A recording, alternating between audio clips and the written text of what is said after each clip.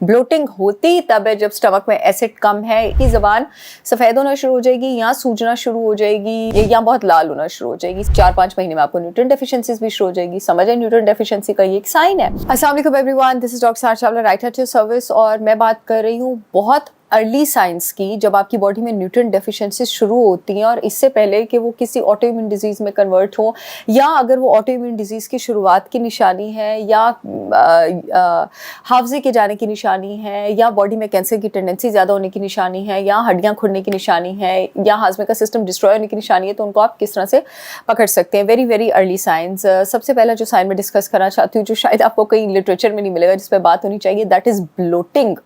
Bloating का मतलब ये है कि आपके जिस्म, पहला बात, न्यूट्रिएंट एब्जॉर्ब ही नहीं हो रहा, क्योंकि न्यूट्रिएंट ज़बान से, मुंह से बहुत पार्शली थोड़ा सा सिर्फ कार्बोहाइड्रेट डाइजेस्ट करने वाला एंजाइम होता है, ज़बान में डाइजेस्ट होकर स्टमक में जाना होता है।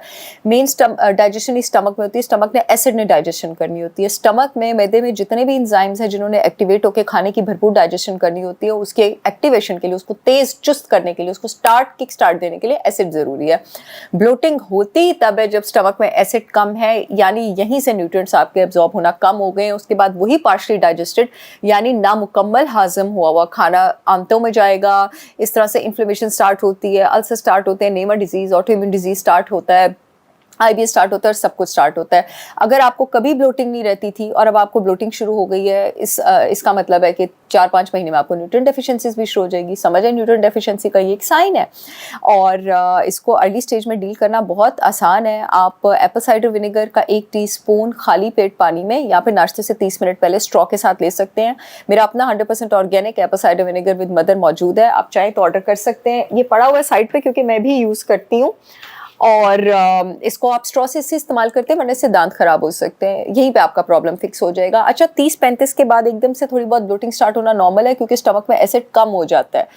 तो तब भी अगर आपको ये प्रॉब्लम आती है, आप ये स्टार्ट कर दें, वरना फिर आफ्टर 40s आपको न्यूट्रिएंट्स में कमी होगी। दूसरी चीज़, आप fresh unprocessed sugar free organic aloe vera juice का 1 ढक्कन पानी के जग में डालें। जैसे वो मेरा जग पड़ा हुआ है, रोज़ मैं इसमें 1 ढक्कन डालती हूँ और पूरा दिन वो पानी पीती रहे। मेरा एलो गट भी अवेलेबल है, लिंक मैं कॉमेंट सेक्शन में दे दूँगी। पूरे पाकिस्तान में शिपमेंट हो रही है, आप लोग ऑर्डर कर सकते हैं। और आप लोग नोट करेंगे, अगर आपको एसिडिटी हो रही थी, ब्लोटिंग हो रही थी, वो चीज़ें गायब होना शुरू हो गई, अलॉन्ग विद ऑल भी हेल्दी हैबिट्स जो आपको करनी है। दूसरी चीज़, हम डाइजेस्टिव सिस्टम पे आ जाते हैं। या आपकी ज़बान सफ़ेद होना शुरू हो जाएगी या सूजना शुरू हो जाएगी, या बहुत लाल होना शुरू हो जाएगी। सफ़ेद होना शुरू हो जाए, अगेन हाजमे में प्रॉब्लम शुरू हो गई है, खाना ठीक तरह डाइजेस्ट नहीं हो रहा है। और अगर सफ़ेद होने के साथ साथ आपको कब्ज़ भी है, तो इसका मतलब है हाजमे में प्रॉब्लम ठीक स्टार्ट हो गई है। अपनी डाइट से फ़ौरन शुगर रिफाइंड फूड्स निकालें और प्रोबायोटिक्स इंक्लूड करें। घर का बना हुआ दही इंक्लूड करें, घर का बना हुआ अचार इंक्लूड करें, हेल्दी डाइट अपनी इंक्लूड करें, और इंटरमिटेंट फास्टिंग स्टार्ट करें, ताकि बॉडी में रीजनरेशन स्टार्ट हो। उसके साथ आप कुछ हेल्दी हर्ब्स भी ले सकते हैं, जो आपके पास डाइजेशन को बूस्ट करते हैं, जो आपके डाइजेस्ट करने वाले एंजाइम्स हैं पित्त और लिवर के, उनको बूस्ट करते हैं, जिसमें हल्दी शामिल है, अदरक शामिल है, आंवला शामिल है। ये तीनों पाउडर भी मेरे अवेलेबल है, आप चाहें तो आप ऑर्डर कर सकते हैं। इनका, आंवले का आपने 1 टीस्पून सुबह खाली पेट नीम गर्म पानी में लेना होता है। अदरक का 1 टीस्पून नीम गर्म पानी में दोपहर के खाने के बाद लेना होता है। और हल्दी आप अपने खाने में इस तरह इसको इस्तेमाल कर सकते हैं। अगर आपको डेयरी सूट करती है, रात को आप गोल्डन मिल्क बना के सोने से पहले ले सकते हैं। अब अगर ज़बान लाल हो रही है, ठीक है, या पेल हो रही है, लाल हो रही है, तो इसका मतलब है आपको बी विटामिन्स की कमी है। B2, B3, B6, B9, B12, खास करके B2, B3 और B5 की कमी से ये बहुत ज़्यादा होता है। बी विटामिन्स हमारी बॉडी में खाने को एनर्जी में भी कन्वर्ट करते हैं, हमारा हाफजा भी तेज़ करते हैं, और खून बनाने में भी हमारे पास काम आते हैं। बी विटामिन्स आपके पास किन चीज़ों में मौजूद है? अल्लाह के बनाए खानों में मौजूद है, ऑर्गेनिक नट्स पाउडर्स में मौजूद है, आपके पास जिन लोगों को डेयरी सूट करती है डेयरी में मौजूद है। B12 खास करके आपके पास रेड मीट में मौजूद है। और नट्स और सीड्स से अगर आप बी विटामिन्स लेना चाहते हैं ना, तो नट्स और सीड्स में हमेशा ऐसी चीज़ें होती हैं जिनको आप एंटी न्यूट्रिएंट्स कहते हैं। यानी नट्स एंड सीड्स अगर ग्राइंड नहीं हुए होंगे प्रॉपर्ली, तो उनमें खुद ऐसी चीज़ें होती हैं जो नट्स एंड सीड्स में मौजूद न्यूट्रिएंट्स को जिस्म में जज्ब होने से रोकती हैं। तो उसका बेहतर तरीका होता है कि उनको ओवरनाइट सोक किया जाए, उनको हमेशा ग्राइंड किया जाए।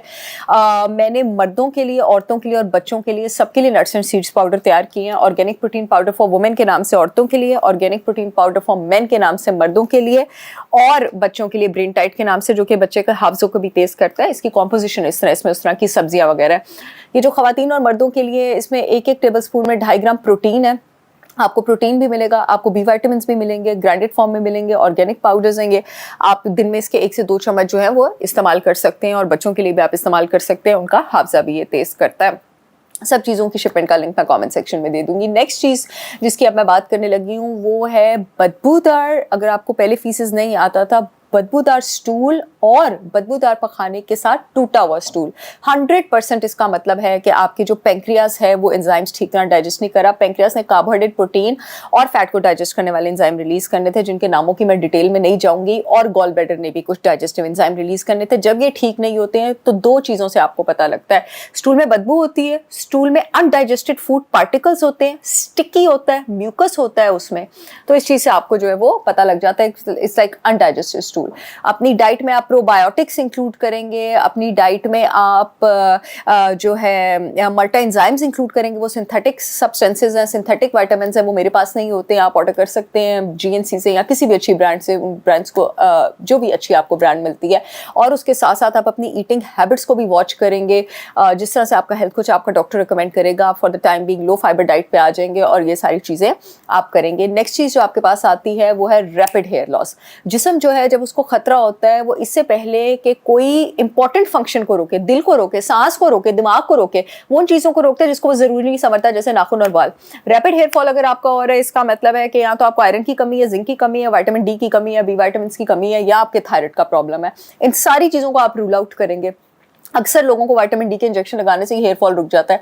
अगर उनका नीचे थायराइड अंडरएक्टिव हो रहा है, उसकी डाइट का ख्याल करने से थायराइड को नॉर्मल करने से हो जाता है। डाइट में प्रोटीन नहीं है तो प्रोटीन पाउडर्स तो आप बेफिक्र होकर आप इस्तेमाल कर सकते हैं ना। आपको हेयर फॉल जिस भी रीजन से हो रहा है वो आपके हेयर फॉल को बेहतरीन तरीके से सपोर्ट करेगा। नेक्स्ट चीज जिसकी बात आ जाती है पंजाबी में जिसको कहते हैं खलियां पड़ना, पट्ठों में दर्द होना, मसल्स में दर्द होना, टांगों में दर्द होना। पट्ठों में नॉर्मली दर्द बी विटामिन की कमी से होता है, अगेन जो आपके पास नट्स और सीड्स में मौजूद हैं। और अगर बाजुओं में बहुत ज्यादा क्रैम्प्स, थाइज में, शिन्स में, आपके पास टांगों में बहुत ज्यादा क्रैम्प्स होते हैं, वो नॉर्मली कैल्शियम, मैग्नीशियम और पोटेशियम की कमी से होते हैं। इट इज नॉट बैड कि आप मैग्नीशियम ग्लाइसिनेट या मैग्नीशियम सिट्रेट, लैक्टेट, एस्कॉर्बेट का एक मिक्सचर आता है, उसका 500 मिलीग्राम का सप्लीमेंट रात को सोने से पहले लेना शुरू कर दे। मैग्नीशियम की कमी जिस्म में पूरी हो जाएगी। कैल्शियम की कमी के लिए जिन लोगों को डेयरी सूट करता है लें, जिनको नहीं सूट करता, अगेन नट्स एंड सीड्स और ग्रीन लीफी वेजिटेबल्स में आपके पास कैल्शियम मौजूद होता है। पोटेशियम के लिए आप ग्रीन लीफी वेजिटेबल्स ले सकते हैं, डेयरी ले सकते हैं, और आप इलेक्ट्रोलाइट वाटर्स ले सकते हैं, जैसे ORS होता है आपके पास, वो भी आपकी पोटेशियम की कमी को पूरा कर सकता है। आई होप ये वीडियो आप लोगों के काम आएगी। I'll see you all again with yet another informational video. तब तक के लिए अल्लाह हाफिज।